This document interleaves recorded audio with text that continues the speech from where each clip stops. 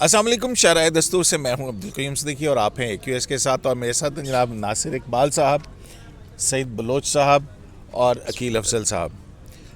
आज supreme court of Pakistan में दो बड़े अहम मुकदमात थे जिनकी समाअत हुई है, लेकिन एक ऐसा मुकदमा जो कि ट्रांसफ़र का केस था, वो ट्रांसफ़र का केस जो है वो इलेक्शन की तारीख़ में कैसे ट्रांसफॉर्म हुआ उसके ऊपर बात करेंगे। और वो बेंच कौन सा था? बेंच जनाब जस्टिस एजाजुल एहसन और जस्टिस मुजाहिर अली अकबर नकवी का बेंच था। और जो ट्रांसफ़र हुई थी वो आपको याद होगा CCPO लाहौर ग़ुलाम मोहम्मद डोगर, उनका ट्रांसफ़र का केस है। ग़ुलाम मोहम्मद डोगर बहुत ही अहमियत इख्तियार कर गए हैं।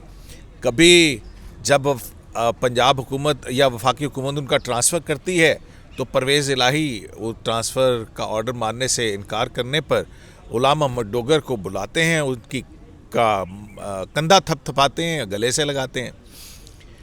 फिर वो मुकदमा सुप्रीम कोर्ट में पहुंच जाता है और फिर ये मुकदमा जो कि ट्रांसफ़र का बज़ाहिर नज़र आता था वो एकदम से election commission, chief election commissioner की तलबी का बाइस बनता है। और फाजिल अदालत आज चीफ इलेक्शन कमिश्नर को तलब करती है और उस मुकदमे के अंदर इलेक्शन की तारीख़ मांग लेती है। अभी कुछ ही रोज़ कबल जो है वो फाजिल चीफ जस्टिस पाकिस्तान ने भी कहा था कि अवाम और इलेक्शन की बात हो रही थी। एनीवेज़ बहुत दिलचस्प सूरत हाल है। तो बात करते हैं, मैं किधर से शुरू करूं? दूसरा मुकदमा तो बता दूं। दूसरा मुकदमा है जनाब नैब तरमीम का। आज मखदूम अली ख़ान जो हैं उनके दलाइल जारी थे और आज उन्होंने खूब अटैक किया है और उन्होंने कहा कि जो इमरान ख़ान साहब की दरख्वास्त है उसके अंदर 47 के करीब जो हैं वो क्वेश्चन ऑफ लॉ हैं और न जाने 30 के करीब ग्राउंड्स ली गई हैं, लेकिन फैक्ट्स कोई बयान नहीं किए गए। तो और साथ ही उनका ये भी कहना था कि अगर इनकी जो पहली प्रे है वही पढ़ी जाए तो ये बिल्कुल जनरल परवेज़ मुशर्रफ नहीं, जनरल ज़ियाउल हक के रेफरेंडम से मिलती जुलती कोई ऐसा सा सवाल है। क्यों नासिर साहब, आज कोई जनरल ज़िया के रेफरेंडम और इसका जिक्र हुआ, इमरान ख़ान की पिटीशन कोई तकरीबन एक ही पलड़ में उन्होंने तोली। तो अकील अफजल साहब, ये ग़ुलाम मोहम्मद डोगर साहब जो हैं CCPO, आज तो इलेक्शन की तारीख़ लेके आ गए। देखें सिद्दीकी साहब, ये इलेक्शन की तारीख़ के हवाले से मैं तो ये कहूँगा कि वो ज़ब्त का मुज़ाहरा कर रही थी सुप्रीम कोर्ट, जो कि आज वो ज़ब्त बरकरार नहीं रहा और बिलाखिर टूट गया। कैसे? क्योंकि इससे पहले नैब के केस के अंदर भी इलेक्शन का जिक्र हो रहा था बार बार।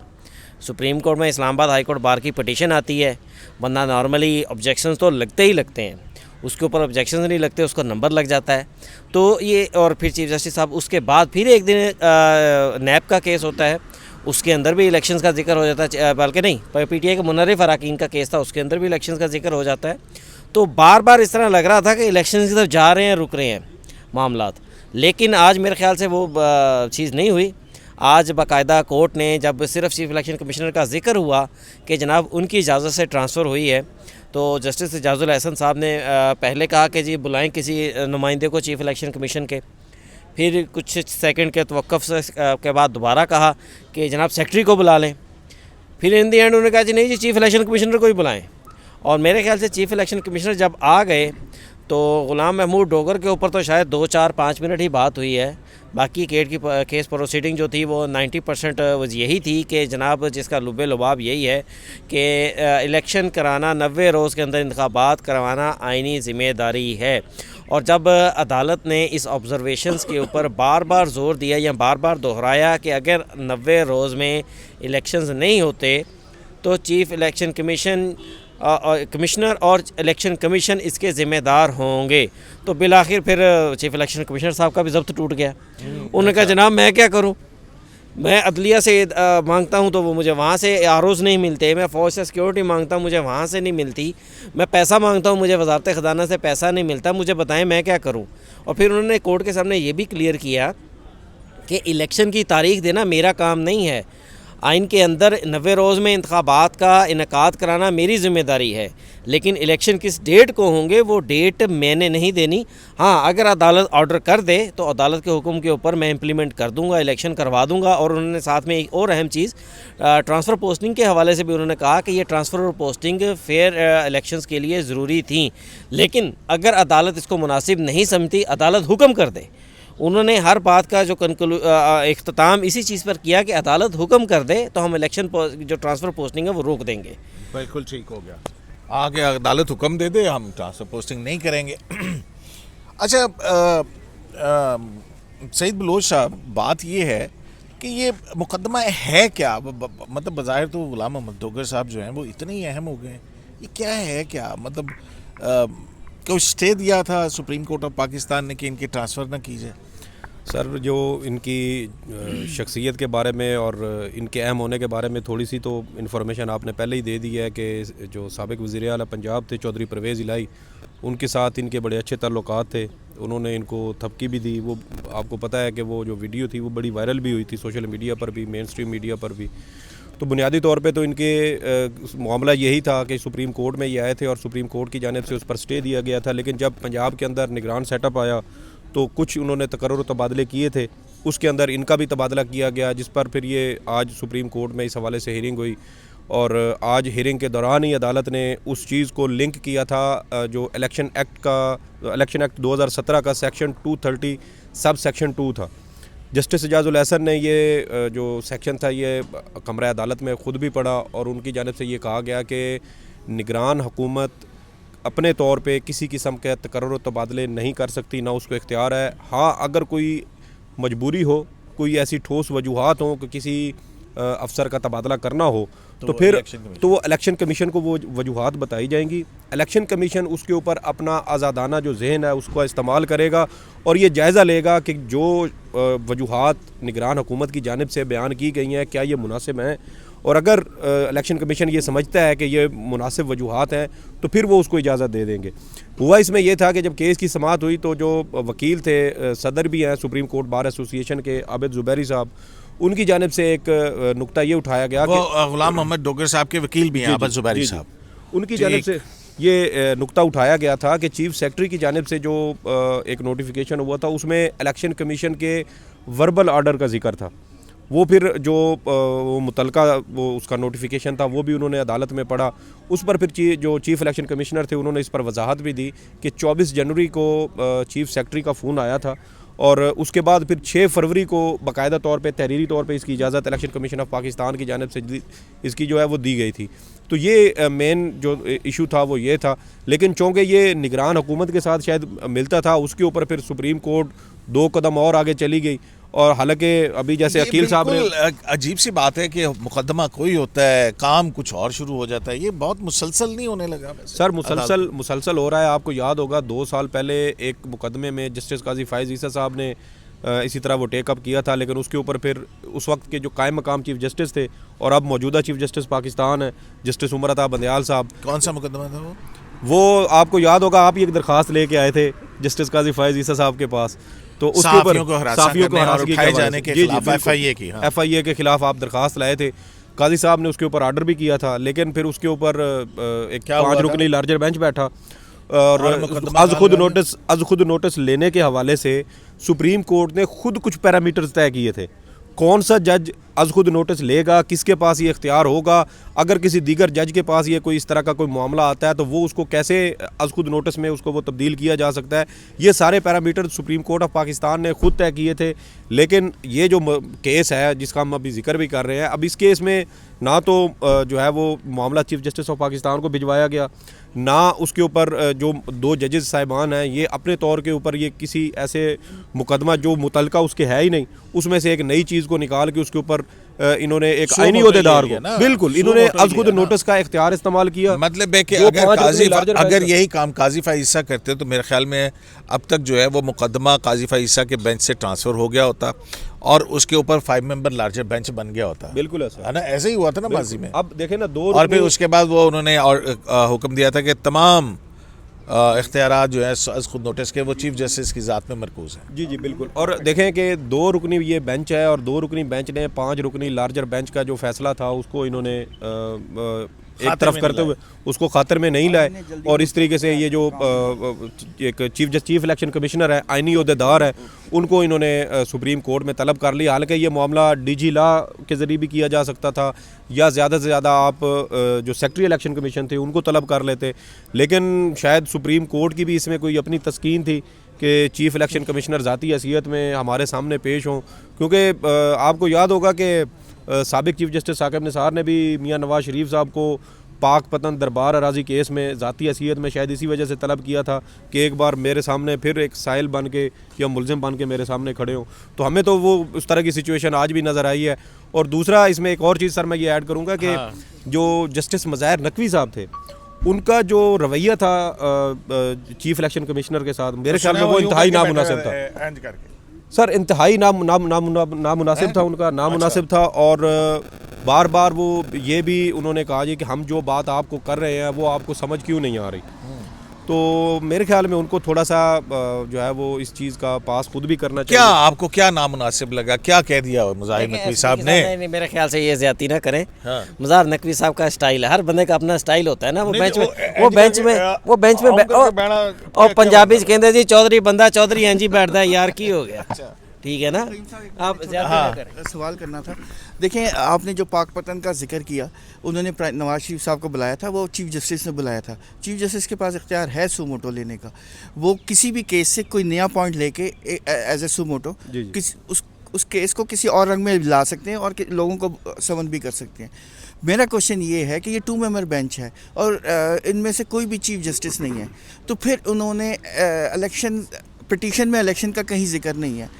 पिटीशन के कंटेंट में मेरे ख्याल में इलेक्शन का जिक्र तो नहीं है, तो फिर इलेक्शन का जिक्र कैसे आ गया? ये देखें, जब केस की समाअत हो रही थी तो अटार्नी जनरल शहजाद अता इलाही जो है उन्होंने ये अच्छा, उन्होंने अता इलाही साहब ने कुछ नहीं कहा? उन्होंने कहा था कि ये मामला नौजवान अटॉर्नी जनरल ने कुछ नहीं कहा? नौजवान अटॉर्नी जनरल साहब ने तो अदालत को ये बताने की कोशिश की थी कि इसी से मुतल्लिका एक केस जो है वो लाहौर हाई कोर्ट में ज़ेर समाअत है, उस अदालत का फैसला आ जाने दें और उसके बाद फिर सुप्रीम कोर्ट ऑफ पाकिस्तान इस चीज़ को देख ले। लेकिन अदालत ने उनकी जो एक तजवीज़ समझ लें मासूमाना कोशिश थी, उसको अदालत ने तो वो खातर में नहीं लाई। मैं एक बात करना चाहता हूँ कि सर नासिर साहब, आपने जो सवाल किया है ना, मेरे ख्याल से तो देखें कि हम हर रोज़ केसेस के अंदर देखते हैं कि सुप्रीम कोर्ट के अंदर केस एक चल रहा होता है, जिक्र दूसरा होता है, तो सुप्रीम कोर्ट कहती है लाई जी रिपोर्ट दे। ये नहीं कि इजाज़ुल अहसन साहब ने आज कोई अनोखा काम किया है। वो जो जस्टिस काजी फैज़ ईसा साहब के हवाले से जो फैसला दिया गया था 5 मेंबर बेंच का कि इस तरह नोटिस नहीं ले सकते थे और ये नहीं था वो नहीं था, वो फैसला ज़्यादती है सुप्रीम कोर्ट का। इस तरह एक केस के अंदर किसी भी चीज़ की रिपोर्ट मंगवा लेना जज का, अगर वो सेटिस्फाइड है उसके ऊपर कि यार ये चीज़ मेरे नोटिस में आ गई है, तो ट्रांसफ़र, अगर सुप्रीम कोर्ट का ऑर्डर था कि ट्रांसफ़र, एक मिनट ठहर देना, सुप्रीम कोर्ट का ऑर्डर था कि गुलाम मोहम्मद डोगर साहब जो चौधरी परवेज़ इलाही के बब्बर शेर हैं उनको ट्रांसफ़र कर दिया, ठीक है, तो उस पर चले स्टे दे दिया सुप्रीम कोर्ट ने फेडरल सर्विस ट्रिब्यूनल के हुक्म के खिलाफ। इलेक्शन कितों आ गया? तुसी इलेक्शन नहीं कराना चाहते की गल है? नहीं, कोर्ट एक आईनी तकाजा है जनाब कि इलेक्शन करवाने हैं, तो तानू की मसला यार ते अपना इजाज़ुल अहसन साहब और मुज़ाहिर नकवी साहब जिमें पहले इन्होंने खत लिखा सी कि जनाब जरा जुडिशल क्रिमिनल सिस्टम है उसमें गवर्नमेंट की इन्वॉल्वमेंट हो रही है, उससे बचाने के लिए आज को नोटिस लिया था, मुज़ाहिर नकवी साहब ने खत लिखा था। आज ये दोनों जज साहबान जो हैं वो कह देते लिख के चीफ जस्टिस को भिजवाते, चीफ जस्टिस इन दोनों के खत के ऊपर आज खुद नोटिस ले लेते। इसमें एक और चीज़ क्या मसला था? एडी जल्दी की आई है? वो देखो ना, देखें मेरा सुने, एक तो टेक्निकल बात हम करते हैं ना, हम इस्लामाबाद हाई कोर्ट की भी दरखास्त आई हुई है बाहर की। बिल्कुल उसके ऊपर हो सकती है। मैंने वो इस बात का जवाब मैंने पहले दे दिया कि ये जब्त टूटा है अदलिया के। हम मुख्तलिफ जजिस का जो देख रहे थे ना कि वो जब्त का मुजाहरा कर रहे थे, चीफ जस्टिस भी थे उसमें, मुख्तलिफ जस्टिस इजाज़ुल अहसन भी कह चुके हैं, जस्टिस मंसूर अली शाह भी इस हवाले से ऑब्जर्वेशन दे चुके हैं, तो वो ये जब्त जो था वो आज टूट गया। चीफ इलेक्शन कमिश्नर का नाम आया तो इलेक्शन का नाम आया, इलेक्शन का नाम आया तो उन्होंने कहा बुलाएं, जब वो सामने आए तो उन्होंने कहा जी इलेक्शन करवाएं, क्यों नहीं करवाते। मैं आपसे सवाल ये करता हूँ, आप आईनी कानूनी माहिर हैं, आप मुझे ये बताएं कि इस कोर्ट का नहीं, आप जस्टिस क़य्यूम सिद्दीकी कहा जाता है ना आपको, आप मुझे ये बता दें कि अल्टीमेटली इस केस का फैसला क्या होगा, क्या सुप्रीम कोर्ट ऑर्डर करेगी इलेक्शन करवाएं, और ये डेट है आपके इलेक्शन की। देखें मेरी बात सुने, पहले तो ये है कि इसको जस्टिफाई तो करना पड़ेगा ना कि जी हमने ये इकदाम क्यों किया, सर हमने ये एकदम कैसे बात किया, आगे चली गई ना, आप बताइए बात इसका आगे रिजल्ट क्या? कैसे चली आपने गई नोटिस नासिर ले लिया साहब, ना, आपने पहले नोटिस ले जैसे लिया, रिपोर्ट मांग ली, अब ओहो, क्या होगा? हाँ अब होगा क्या? या तो सुप्रीम कोर्ट ऑर्डर कर दे कि जो लाहौर हाई कोर्ट में केस पेंडिंग है वहाँ रुक जाए और उसका सारा रिकॉर्ड मंगवा ले, और इस्लामाबाद हाई कोर्ट में जो केस है उसका रिकॉर्ड मंगवा ले, या फिर लाहौर हाई कोर्ट के ऑर्डर का इंतज़ार करे, क्योंकि लाहौर हाई कोर्ट ने जो इलेक्शन कमिश्नर को ये कहा हुआ है, या इलेक्शन कमीशन ऑफ पाकिस्तान को ये कहा है कि गवर्नर के साथ मिलके इलेक्शन की डेट कंसल्टेशन पे डिसाइड करे। गवर्नर साहब कह रहे हैं कि हम इसको लीगल कोर्स पहले इसको एग्जॉस्ट करेंगे, अपील करेंगे, या जो भी सिलसिला होगा, या तो उसका वेट करें या फिर रिकॉर्ड मंगवा लें। तो मतलब जब मेरा कहने का सिर्फ एक मकसद है कि पिटीशन में एक इशू, एक प्रेयर नहीं है, तो आप वो प्रेयर क्यों इन्वोक कर रहे हैं, मेरा ये कहने का मकसद है। बात ये है कि मामला आगे चला गया ना, आप फिर पिछली लकीर पीट क्या रहे हैं। मामला भाई, आगे चला गया, पहले तो टुरिया की में मामला सुप्रीम कोर्ट के सामने जिक्र हो गया कि जनाब लाहौर हाई कोर्ट में ट्रांसफर पोस्टिंग का केस अलग चल रहा है, ट्रांसफर पोस्टिंग का भी केस चल रहा है कि ये जो भी ट्रांसफर पोस्टिंग हुई ठीक है, आज उसकी और hearing भी सुप्रीम थी। कोर्ट का ऑर्डर ठीक है, है। उन्होंने ट्रांसफर की, अच्छा वो क्या वायलेट हो गया या नहीं हुआ, इसके ऊपर कंटेम्प्ट प्रोसीडिंग्स वो करें जिसके खिलाफ भी करनी है। अब कंटेम्प्ट प्रोसीडिंग का भी सुन लें जनाब। उन्होंने कहा जस्टिस एजाजुल हसन ने इस्तफसार किया चीफ इलेक्शन कमिश्नर से, आपको तारीख का नहीं, आपको नहीं पता था कि सुप्रीम कोर्ट का स्टे ऑर्डर है। उन्होंने कहा जी ना, मुझे जो समरी भेजी गई ना मुझे जो कहा गया उसमें कहीं भी जिक्र नहीं था कि सुप्रीम कोर्ट का गुलाम महमूद डोगर साहब के हवाले से, गुलाम मोहम्मद डोगर साहब के हवाले से कोई हुक्म इम्तनाई है। तो क्या फेडरल गवर्नमेंट के खिलाफ था? वो फेडरल गवर्नमेंट के खिलाफ तो था ही नहीं। फेडरल गवर्नमेंट उसमें पार्टी ट्रांसफर करने फेडरल गवर्नमेंट पार्टी ज़रूर थी उसमें, और लेकिन उसमें कोई स्टे जो था वो सिर्फ जो इलेक्शन उसका सर्विस ट्रिब्यूनल का जो फैसला था वो मुअत्तल किया गया था। वफाकी हुकूमत आई, वफाकी हुकूमत से आज उन्होंने रिपोर्ट मांगी हुई थी। वफाकी हुकूमत ने तो ये कह के जान छुड़ा ली कि अच्छा उस केस में पार्टी भी वफाकी गवर्नमेंट थी। उन्होंने कहा कि जनाब हमने तो ट्रांसफ़र किया ही नहीं, ये तो पंजाब का अंदरूनी मामला है, पंजाब ने ट्रांसफ़र किया है। उन्होंने वफाकी गवर्नमेंट ने भी अपनी जान छुड़ा ली, चीफ इलेक्शन कमिश्नर ने भी कंटेम्प्ट से बज़ाहिर, वैसे तो कोर्ट फैसला करेगी, बज़ाहिर उन्होंने भी अपनी जान छुड़ा ली कि मुझे जो बताया गया मुझे उसमें कहीं पे भी जिक्र नहीं था कि जनाब इनको ट्रांसफ़र नहीं करना। फिर उन्होंने कहा कि जनाब ये हमने एक ओवरऑल पॉलिसी बनाई थी, ये सिर्फ को गुलाम मोहम्मद डोगर साहब के लिए नहीं बनाई थी कि जनाब इनको लाजमी ट्रांसफ़र करें। हमने एक ओवरऑल पॉलिसी बनाकर ये शेयर कर दी थी सूबों के साथ, और सूबे उसके ऊपर इम्प्लीमेंट कर रहे हैं। अच्छा जी, तो अपना नासिर साहब, ये अपना आज नैब तरमीम के केस में क्या हुआ, ज़रा कुछ हमें बताएंगे। आज मखदूम अली ख़ान साहब ने तो कहा कि जैसे ज़ियाउल हक़ ने सदारती रेफरेंडम कराया था कि अगर आप मुल्क में इस्लाम का निफाज चाहते हैं तो आपने मुझे 5 साल के लिए सदर मुंतखब किया, और आज उन्होंने पहली प्रेयर पढ़ी इमरान खान साहब की, वो ये थी कि अगर आप इस्लाम पे यकीन रखते हैं तो इसका मतलब कि इमरान खान की पिटीशन मंजूर। सॉवरेनिटी बिलोंग्स टू अल्लाह, और वो जो है ना ऑब्जेक्टिव रेजोल्यूशन, कहने का ये मकसद था कि अगर आप उसे बिलीव करते हैं तो इमरान खान साहब की पिटीशन एक्सेप्ट करें। हाँ। तो बेसिकली तो आज मखदूम अली ख़ान साहब ने ये बताया कि जो 2019 की का ऑर्डिनेंस है जो पीटीआई की गवर्नमेंट ने प्रोमलगेट किया था प्रेसिडेंट साहब के ज़रिए, उसके बाद 41 लोग एक्विट हुए हैं। ठीक है, 41 लोग एक्विट हुए हैं उस ऑर्डिनेंस के तहत, जिसके ख़िलाफ़ नैब मुख्तलिफ फोरम्स पे अपील में गई हुई है। तो ये कहना कि नैब कुछ नहीं कर रही तो ये गलत होगा। नैब अपील्स में गई हुई है और उन्होंने चैलेंज किया हुआ है। और ये मतलब पाकिस्तान तहरीक इंसाफ के दौरे हुकूमत में ऑर्डिनेंस जारी हुआ जिसमें 41 लोगों के खिलाफ जिनके रेफरेंस था वो ख़त्म किए गए। बिल्कुल, वो एक्विट हो गए, मतलब वो एक्विट हो गए। सिर्फ ना सिर्फ एक्विट में कुछ केस रिटर्न भी हुए।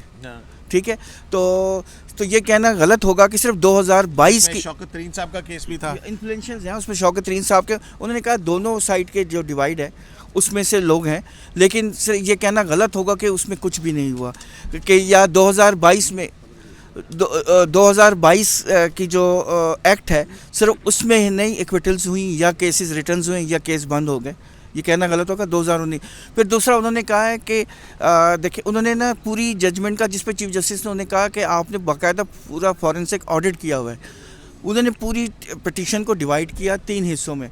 उन्होंने कहा कि पहला हिस्सा ये है कि जिसमें ना पिटिशनर ने कोई सेक्शन ऑफ द ऑर्डिनेंस का जिक्र किया है, ना ही फंडामेंटल कौन से बुनियादी हकूक़ मुतासर में उसका जिक्र है।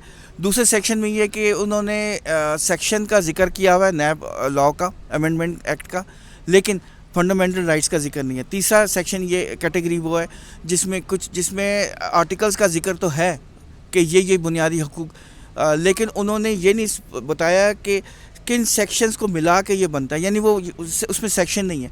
तो उन्होंने कहने का मकसद ये था कि जितने भी जो पूरा का पूरा आर्गूमेंट, पूरा का पूरा पिटीशन है, उसमें फैक्ट्स नहीं है, उसमें ग्राउंड्स हैं, उसमें क्वेश्चंस ऑफ लॉ ज़रूर हैं, फैक्ट्स नहीं है। तो क्या सुप्रीम कोर्ट जिस पिटीशन में फैक्ट्स ही नहीं है तो क्या उनको डिटरमिन करेगी, उस पे जवाब, उस पे डिसीजन देगी? तो उन्होंने कहा कि ये और फिर जो आपका जिक्र उन्होंने किया कि बार बार मतलब ये बहुत सारे उसमें जिक्र हुए, उसमें ये भी जिक्र हुआ कि मुशर्रफ साहब का भी जिक्र आया, तो उस पर उन्होंने वाक़या भी सुनाया कि शुक्र करें कि किसने वाक़या सुनाया? मखदूम अली ख़ान साहब ने बताया कि ये जब रेफरेंस हुआ था, रेफरेंडम हुआ था मुशर्रफ साहब का, उस ज़माने में भी ये बात हुई थी, लेकिन उन्होंने उसमें इस्लाम का जिक्र नहीं किया था, और उन्होंने लोकल बॉडीज़ का जिक्र किया था।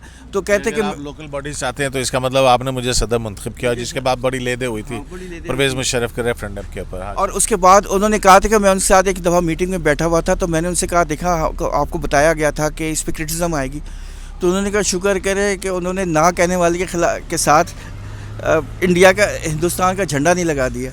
तो इस तरह की थी चीज़ें। आज कोई लंबी प्रोसीडिंग नहीं थी, ज़्यादातर उन्होंने जजमेंट्स की रिसाइटेशन की है। ट्यूसडे तक चली गई है? नहीं, ये ट्यूसडे तक गई है, लेकिन उनको यही कहा गया कि हम चाहते हैं कि आप जल्दी वाइंड अप करें, क्योंकि हमारा दूसरे केसेस मुतासिर हो रहे हैं। अच्छा, तो पिछले 9 महीने नहीं हुए? हो रहे हैं ना अब। अच्छा, अब हो रहे हैं। हाँ, पिछले 9 महीने नहीं हुए? 8 महीने।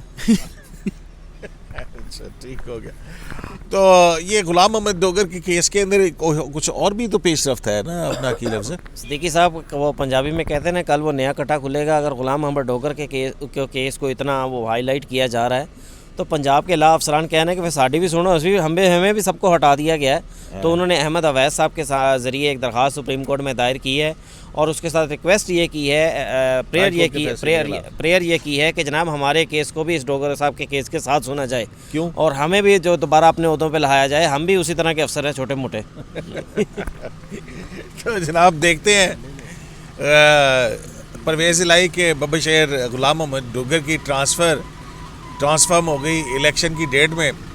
अब जो एडवोकेट जनरल पंजाब का ऑफिस है अहमद अवैस, जो कि पाकिस्तान तहरीक इंसाफ ने लॉ अफसरान भर्ती किए थे, और अहमद अवैस साहब तो बाकायदा पाकिस्तान तहरीक इंसाफ के कुछ रहनुमाओं में भी शामिल हैं, वो भी अब जो है वो गुलाम मोहम्मद डोगर की आड़ लेकर सुप्रीम कोर्ट में आ गए हैं।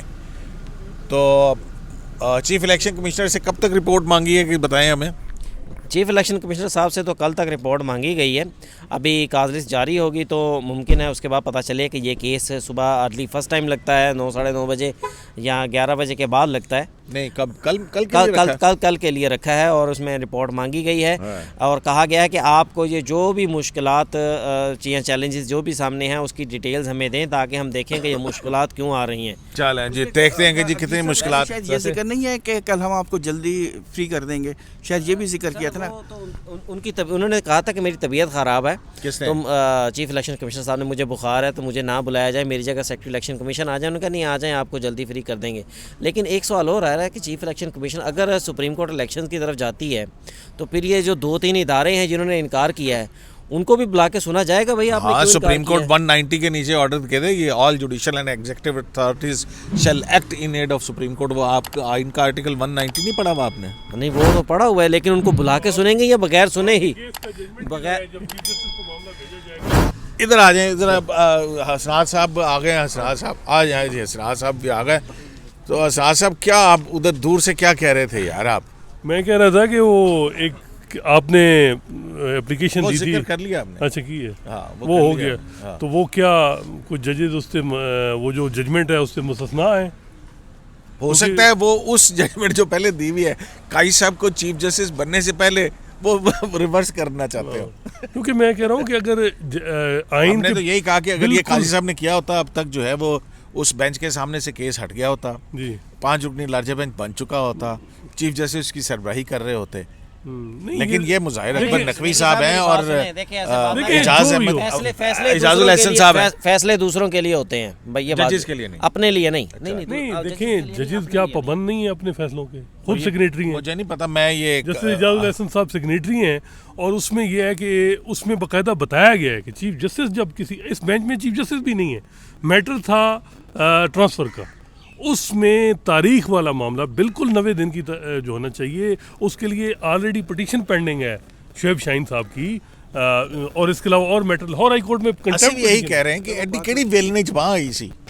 ਇਹ ਮਲਕ ਸਾਹਿਬ ਕੋ ਨਵਾਂ ਕੱਟਾ ਖੋਲਣ ਦੇ ਨੇ, ਇਹ ਮੇਰੇ ਖਿਆਲ ਚ ਆਰਡਰ ਆਏਗਾ ਨਾ ਤੇ ਹੁਣ ਤੁਹਾਡਾ ਪ੍ਰੋਗਰਾਮ ਦੇਖ ਕੇ ਹੀ ਆਰਡਰ ਆਏਗਾ।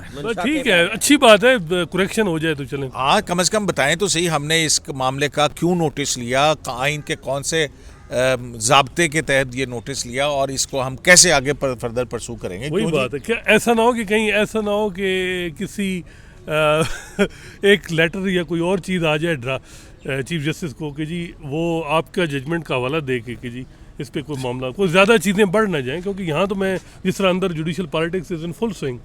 चलें ठीक है जनाब, बात वहीं पे ही है कि अभी अभी अभी उस फैसले की शायद स्याही भी खुश्क नहीं होगी जिसमें कायम मुकाम चीफ जस्टिस उमर अताब बंदयाल साहब जो हैं उनकी सरबराही में 5 रुकनी लार्जर बेंच, जिसके मेंबर जनाब जस्टिस एजाजुल एहसन साहब भी थे, और उन्होंने कहा कि काजी फाइज़ा अब 184(3) के अंदर तो सुप्रीम कोर्ट का लफ्ज़ है, लेकिन यहाँ पे ये हुआ कि फ़ैसले के ज़रिए से, जिसके ऊपर क्रिटिसिज्म भी होता है कि वो उस फैसले के ज़रिए से एक मरतबा फिर आइन को अमेंड किया गया, जिस तरह से आइन के आर्टिकल 63A को अमेंड किया गया है।